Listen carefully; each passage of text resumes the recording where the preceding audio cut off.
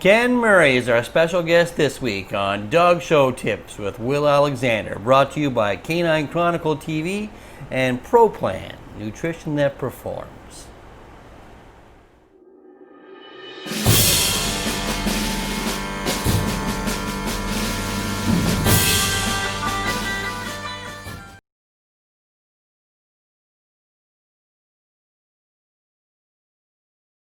Hey everybody, we're here today with Ken Murray. Hi Ken, how are you? Hi, Will. Good to see you. Good to see you. Glad you could join us. I'm going to get right into it. Tell me how you got involved in dogs, Ken. Well, my father owned an Irish setter when I was born, and I think when I was about two, my father got transferred. I was born in Connecticut. When I was about two, my father's business was transferred to Texas, and he left that Irish setter with his mother up in Connecticut. But we'd take family vacations up there, and I just loved that dog. And when I got to be, I don't know, 10 or 11, I just was extremely interested. I wanted a new dog. I had had a dachshund as a pet. And my father had a man that worked for him named George Plummer. He was a famous dachshund breeder. At that time, he was also a licensed judge. He did the hound group, and he had dachshunds, and he had whippets and greyhounds also. And he was really influential in getting my father to take me to shows. The first dog show I went to was March of 1959 at the Dallas State Fair, the Texas State Fair, the Texas Kennel Club show. How old were you then? Well, I would have been 11, about 11. I showed a Westie for this man's daughter who came in. She had a Westie, and I showed it for her. But I remember by then I was really interested in Irish setters. And, you know, Jane Forsyth was there at that show with George Alston working for her. Oh, wow. In 1959. And they had the famous Tervelda Sally, or Hartsborn Sally Anna Tervelda. Okay. Was there. I saw her, and I think there was only two Irish setters entered in the whole dog show. They were both bitches. One was Hartsborn Sally Anna Tervelda, and the other one was another famous bitch, or became famous as a producer, Endomain, yours truly.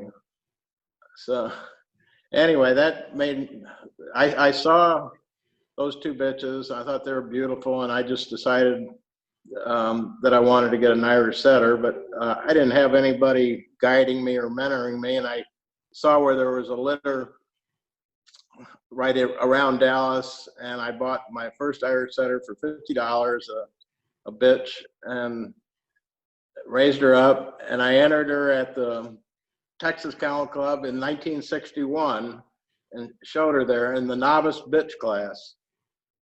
The judge was Sadie Edmonston. You probably never heard of her, but she was the first woman all-breed judge. And anyway, I went winner's bitch and best of winners and best opposite sex over specials bitch, and I was hooked. At that same dog show, I found a premium list for some shows in Arkansas. And I told my father, I said, you gotta take me to these shows up here in Arkansas. I'd opened up. It's the same judge doing Irish setters. So I entered the dog show, and my father drove me up there. And I got up there, and I opened the catalog, and there was only one other Irish setter besides mine. And I remembered seeing this same bitch. Her name was Wharfwoods Valentine, owned by a man named Fred Poole. And she had been at the show in Dallas, and I had already beaten her. But I noticed something different all of a sudden. On her name, there was, in parentheses, E. Bracy. Oh. Anyway, I went second out of two real quick. But anyway, at that show was the first time I ever showed in junior handling, or whatever, I can't remember, children's handling classes, they called it in those days. And Ed Bracy was the judge. Oh, wow. And I remember I was standing outside the ring waiting to go in, and there was a girl with an English setter. And I could tell that girl knew what she was doing. So I just went in the ring and I copied her. Whatever she did, I did. And I went first and she went second. Hey, that was my start at my first 2 dog shows. When did you decide that this is what you wanted to do? What'd you say? When did you decide that this is what you wanted to do? Probably about 1967 or so. I was a sophomore in college. I was going to a school, Stephen F. Austin in Nacogdoches, Texas.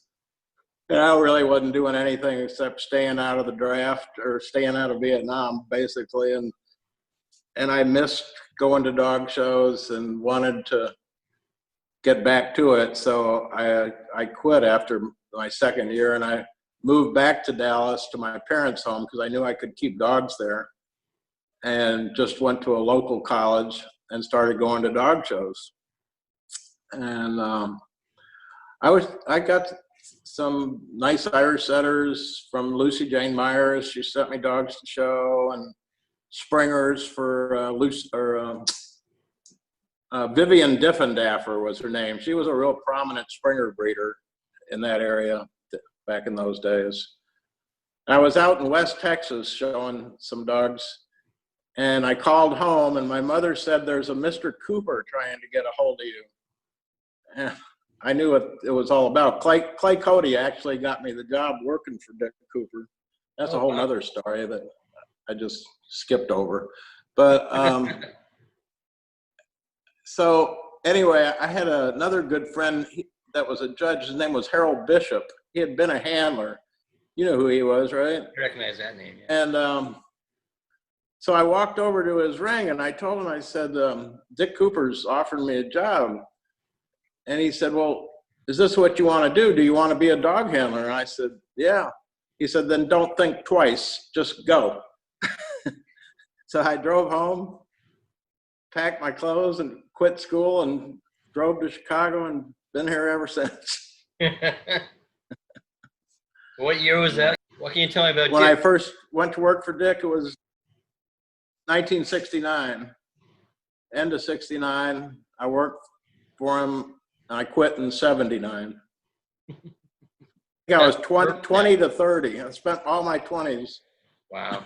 going to dog shows with Dick Cooper. So that was Dick and Ruth, obviously. Yeah, right. Yeah. What can you Ruth tell me was about very him? influential in my career for teaching me. I learned more about dogs from her probably than anybody, just talking to her all the time. Dick Cooper, Ruth Cooper. I was so lucky to be around some of the greatest dog people that ever lived. Larry Downey. Used to go over to Larry and Alice's house a lot, hang out with Clay, talk about dogs, and then used to be with George Ward every week for years and years. Wow. Jack Funk. He was a great dog man. So, I mean, those were some of the most prominent handlers of all time, and they were all lived right in the area where I lived. So. Well, can you just tell me some things about when you were working for Dick and Ruth? Say that once more for me. Can you just maybe give me some stories about when you were working for Dick and Ruth? What was it like? Yeah, well, I think I came to work for Dick in right after Christmas. It was in 1969, so it was just about 1970. I didn't go to shows for a month or two because he had another guy, Harry Hayes, actually, that was going to shows with him. I just stayed and worked in the kennel, and then finally Harry Hayes moved out east to go to work for Poolford Kennels, the job that Peter Green had at one time. And so then I started going to shows, and it was kind of funny. My relationship with Ruth, I don't think she even knew my name for about 6 months, or maybe the following year. Ruth didn't travel with us, but she'd come to a lot of the shows. And one time it was at Detroit Kennel Club. There used to be a party after the show. And I remember Ruth was there holding court, had people all standing around her while she was telling the story. He was telling the story about Dick Cooper's father, showing a famous Irish setter that he did a lot of winning with, Clegg of Aragon. And he said whoever the judge was that was doing the breed had a friend that had a pointer that had a good shot at winning the group. And the only dog that could screw up this pointer's chances of winning the group was this Irish setter, Clegg. So he put him best odds at sex to a puppy bitch that Hollis Wilson's wife was showing. And Ruth is telling the story. And all of a sudden she says, but for the life of me, I can't remember the name of that bitch. And I piped up with Endomain Sarah Jane. And from that day on, Ruth couldn't believe I knew that. We were best of friends for many years. She did a lot for me, helped me out when I went on my own. And she was a good friend. And she was probably as knowledgeable a person as you're ever going to find. Yeah. One time she was in a nursing home. She had injured herself somehow. I can't remember what, but she sent me up to her house to get her checkbook out of her drawer in her desk. And so I'm looking for her checkbook, and here were all these letters that Billy Kendrick had written her. She saved every letter. And I just opened one, and I was starting to read one of them, and it's like 2 paragraphs long about a class of German short-hair pointer bitches or something. Wow. But they used to talk all the time. And of course, Annie Clark was one of her very best friends. So I was, I was just fortunate enough to be around some of the best dog people of all time when I was young, starting out. Tell me about, so it sounds like you've known Clay your whole dog life too. Well, we met on the Texas circuit in, I think it was 1968. I was working for Walt Schellenberger on that circuit. Oh, wow. And we were all through showing dogs. It was probably like noon or something. And I was just standing around, and Clay came up to me and asked me if I wouldn't help him blow dry schnauzer legs. And I said, yeah, sure, I'll help you. And so now we started talking and everything. And he said, you want to go to a party tonight? And I said, yeah, sure.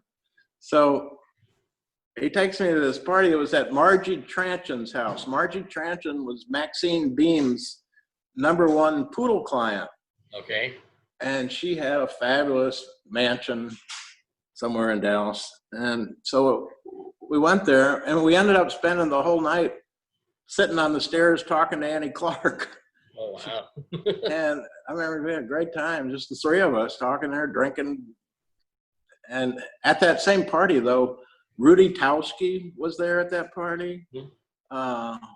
Doug Boondock, a guy that used to show corgis for the Pillsburys. Wow. I don't know, some really great dog people. It's so many years ago, it's hard to remember it all, but I was there. You seem to recall a lot of names popping up. You're pretty good at that, though. Yeah, but Clay and I got to be good friends, and we've been friends to this day, close friends. And so anyway, but he was the one that I told him that I wanted, a job like he had working for Larry. I mean, Larry Downey was a great person to work for. He was a fabulous dog person. Too bad we lost him at such a young age. He had only just started judging when he got stomach cancer, I think it was, that killed him. But so many great dog people came from Larry Downey. I mean, Stan Flowers and Brian and Cindy Meyer and Clay and I don't know, a lot of that Renette Berggren, I remember. Wow. She's an Irish setter breeder. You know who she is from Colorado? She used to work. Yeah. He kept Blaneywood Country Squire, was famous Irish setter Larry. Actually, he stole the dog from Dick. Oh, really? Yeah, Dick, a lady named Shirley Ford owned the dog. She brought him to the Chagrin Valley Dog Show. That was a big fancy show in Ohio. And it was on a polo field. He was in the open dog class, wanted Dick to finish him. So he showed him, he went best in show with him under Hayden Martin. Remember Hayden Martin? Oh, yeah. Sure. So Dick told this lady, he said, well, I got a client that'll we'll buy him from you and campaign him, but he's in Europe right now. He won't be back for a few weeks. So Larry had this woman, Marion Darling, fly in from California. The two of them drove up to this lady's house, put $3,000 cash on the table, and walked out with a dog. Jeez. Anyway, but it was probably about 10 months later that Dick got Sal Lynn's Aristocrat, so it really didn't matter. Oh, yeah, there you go. Things happen for a reason. So tell me about, were you working for Dick all through Aristo's career then? No, I wasn't there. That was before me. I think Aristocrat was campaigned in 66 and 67. Okay. No, right before me, he had Sal Lynn's Aristocrat, who at that time was the top winning dog of all time.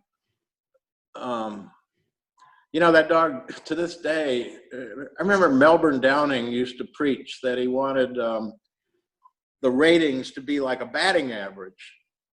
And Sal Lynn's Aristocrat was the first dog to win 45 best in shows in 1 year. And if he only went to 73 dog shows. Wow. And I mean, Dick never, they used to call him three-state Dick. I mean, we only stayed in the same area, never went out of, I mean, it was pretty rare that we'd go to Florida every year for the Florida circuit. But other than that, we just stayed in our own area. But right before me, he had Light Brigade, Sal Lynn's Aristocrat, and then the famous Labrador Shamrock Acres Light Brigade, who became the top winning Labrador of all time. And Botch John Paul, the famous American Foxhound, who was the greatest winning foxhound of all time. All those records have been beaten nowadays, but they stood for many years. Yeah. And when I came to work for him, we were showing a Springer, Sal Lynn's Colonel's Overlord was his name. And, you know, I remember the first dog show I went to with Dick. It was at Tumwa, Iowa.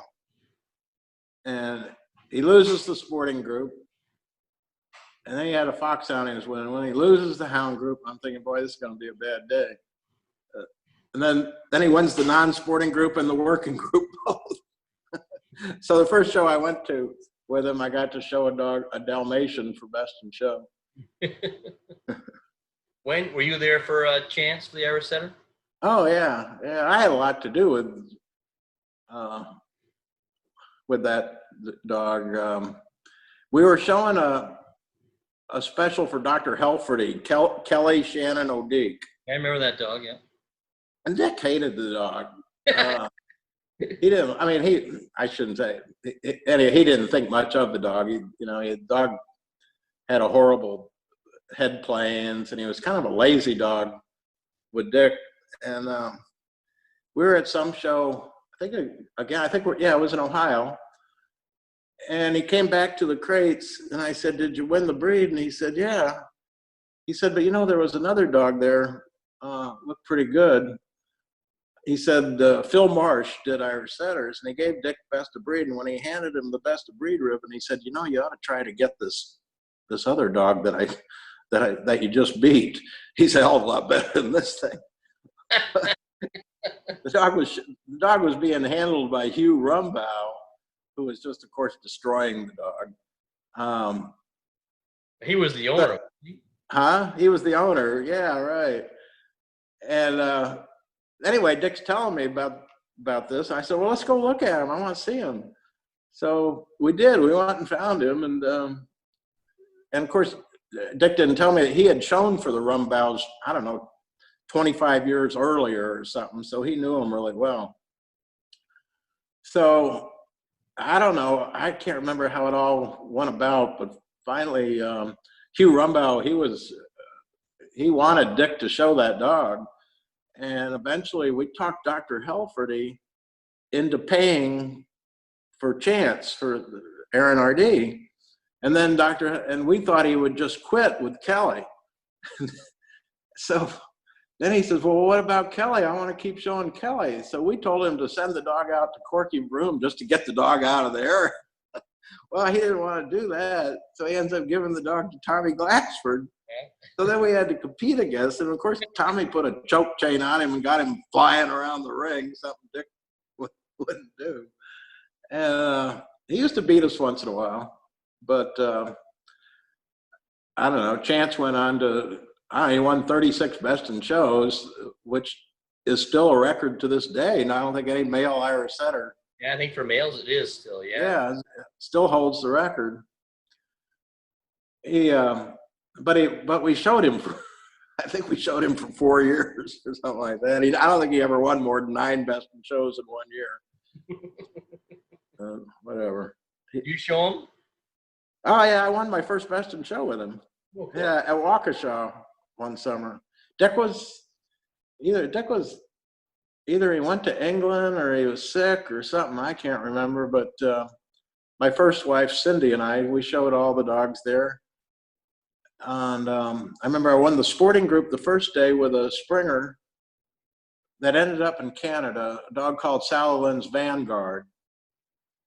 I won the group. I got beaten Irish setters. Jack Funk beat me with a Irish setter he was showing. And then Maurice Baker was the group judge. I won the group with Salalin's Vanguard. And then the next day I went best in show with Aaron R.D. under Winnie Hackman. Dog ended up down east in Canada. Huh? I want to say that Vanguard dog ended up down east in Canada. For some reason, it rings a bell. He was down in the eastern area being shown. We had our choice between Salalin's Vanguard or Salalin's Classic. And Vanguard was a little off mentally. So anyway, we tried to show him for a while, but he wouldn't show for Dick. I could get him to show for me, but he was, because I spent a lot of time playing with him and working with him and everything. But anyway, he just wasn't going to make it as a great show dog. So we took Salalin's Classic, who was a great show dog. And he was good for at least 50-something best in shows. Yeah. I think he was the top sporting dog 2 years in a row. And then I don't know whether a year went by in between. And then we came out with Salalin's Hallmark, and he was the #1 sporting dog for 2 years in a row. Yeah. And he won another 50 best in shows. He was a son of Classics. Didn't even resemble him in any way. A much typier type of Springer Hallmark was than Classic. But anyway, they were both a lot of fun, and had a lot of success with them. Would you say Irish setters are your favorite breed, though, Kenny? Yeah, that's what I started out with. Sure. Yeah. What are some of your favorite Irish setters? I know a story about you had a Bachelor Boy as a young dog, and in Canada he became very famous. He won 7 shows up here. Well, as when I was showing Irish setters for Lucy Jane, she sent me the dog. She was going to give me the dog if I wanted him.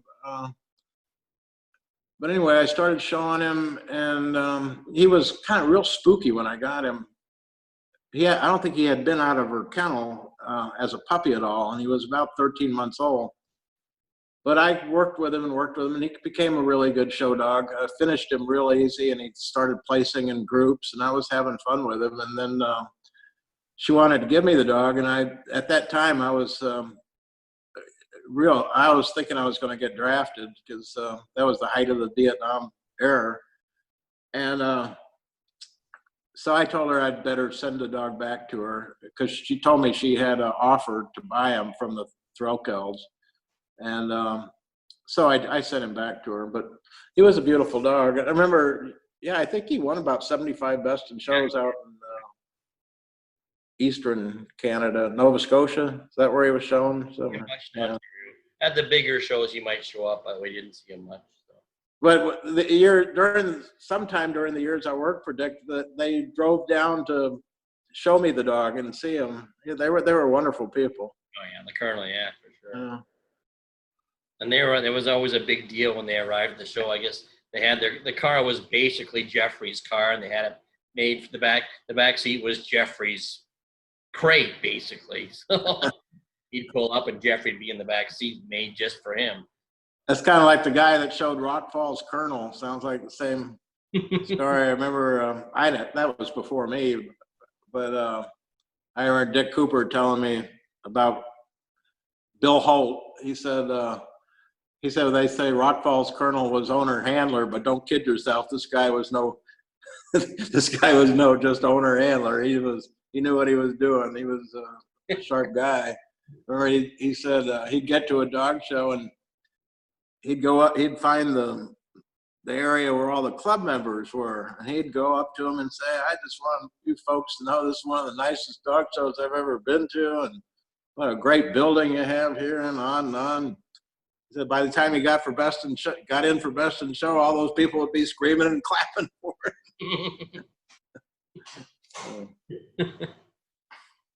You have a favorite dog that you showed, Ken, or owned?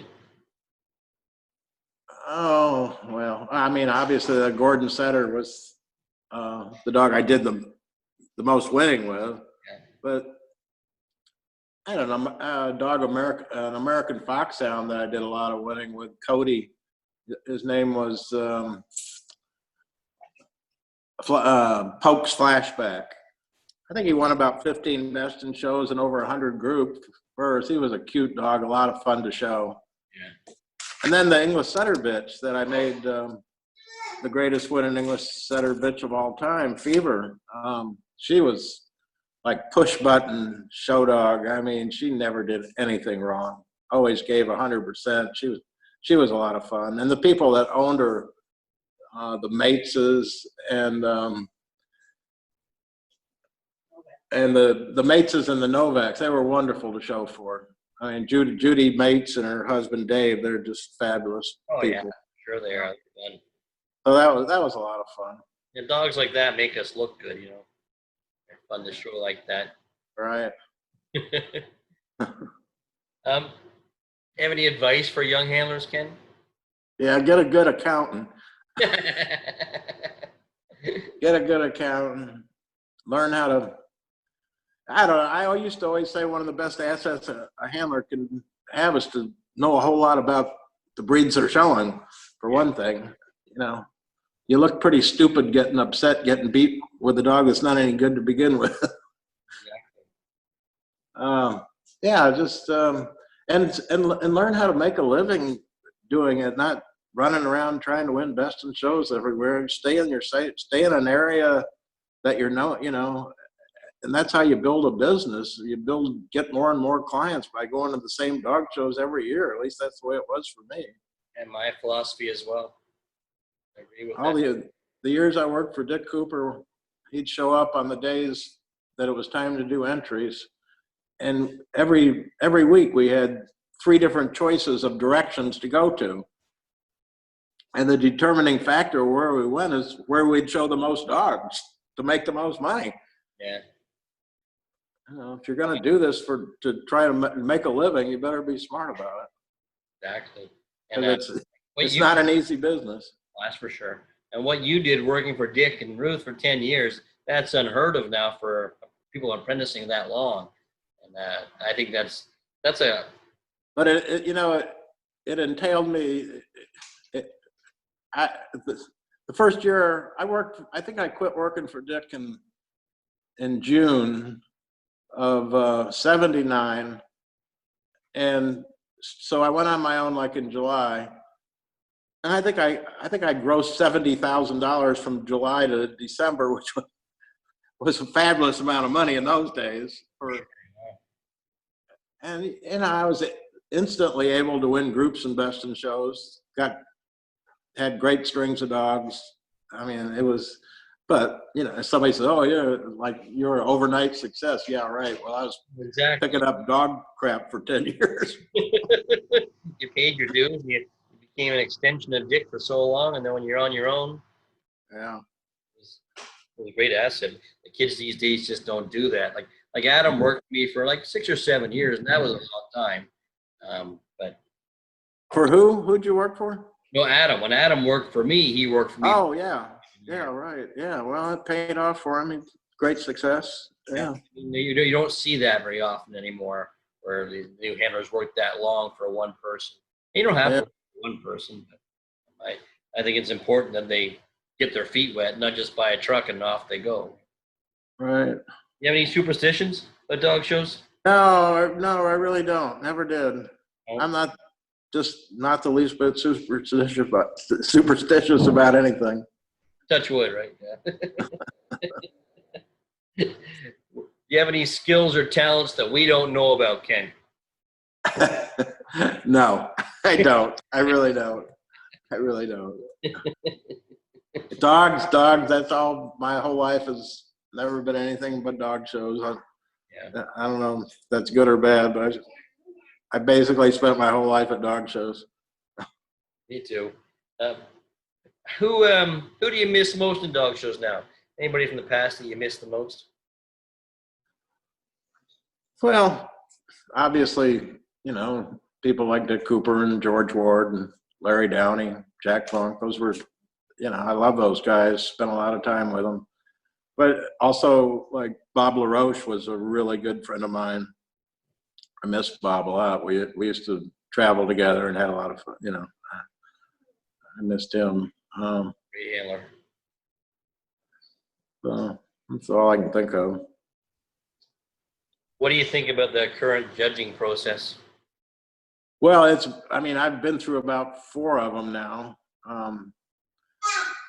I think I applied, I started in 2006, and then we had that 60 points thing. I thought that was the most ridiculous. That was a mess. And I don't know, that I've been through, I can think of 3 different types of systems they've had, but I think the one right now, the current one, it's good for me.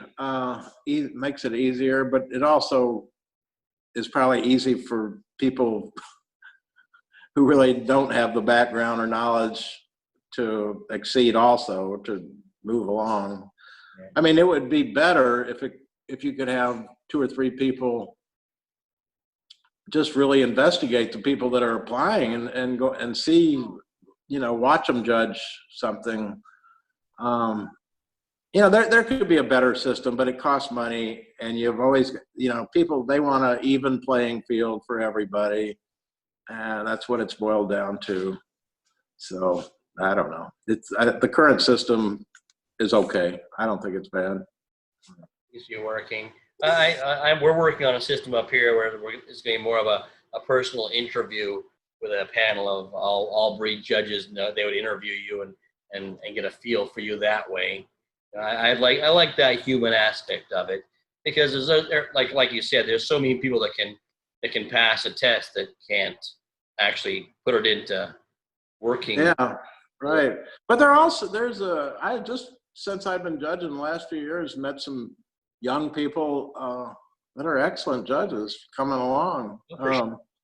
Really, and I had never heard of them because they were like, there's this one guy, he was just into collies, but now he's got several groups, and I was really impressed with his judging. There's also, well, I don't know, there's several women that, that are young, just maybe not young, but new to the judging thing, that have impressed me as being really good. Oh, for sure. There's always going to be those people out there that take it seriously and then grew up in the sport. Yeah. Is there a dog that you wished you could have owned or shown out there?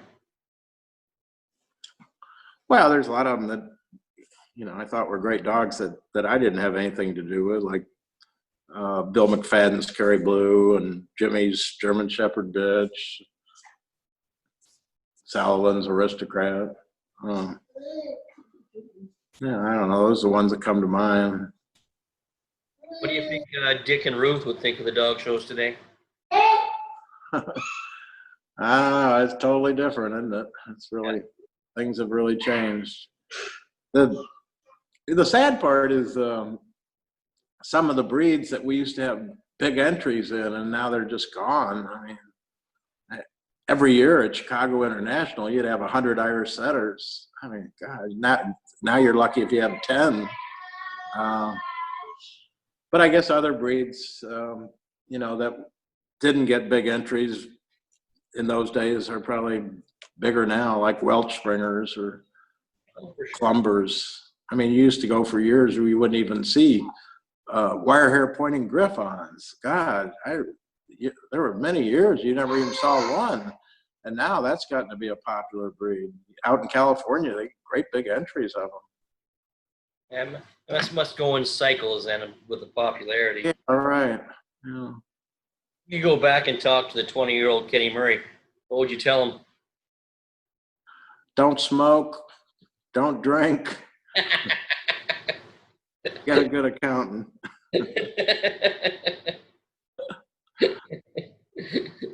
That's good, Ken. All right, man. I appreciate it. Do you have anything you want to add before we close? Oh, I don't know. I'm having a lot of fun judging. I really enjoy that. You can tell that. When you watch you judge it, you can tell you enjoy it. So. Yeah, I enjoy it. I just, during this, this is my grandson, Ferris. Hi, Ferris. He's like, what's going on? Yeah.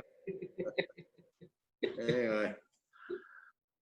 All right, well. Ferris keeps you busy. All right, Ken, I appreciate your time. All right, see you, Will. Take care. Talk to you and take care of yourself. Right. I'll see you somewhere. Right. Again, I'd like to thank Ken for inviting us into his home, and young Ferris as well. I hope you all enjoyed that.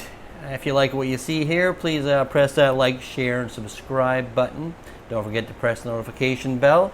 And if you want to send me any messages or give me some ideas, you can reach me at dogshowtips@gmail.com. Or if you just want to find out what's happening in my world, just go to willalexander.net. Until next week.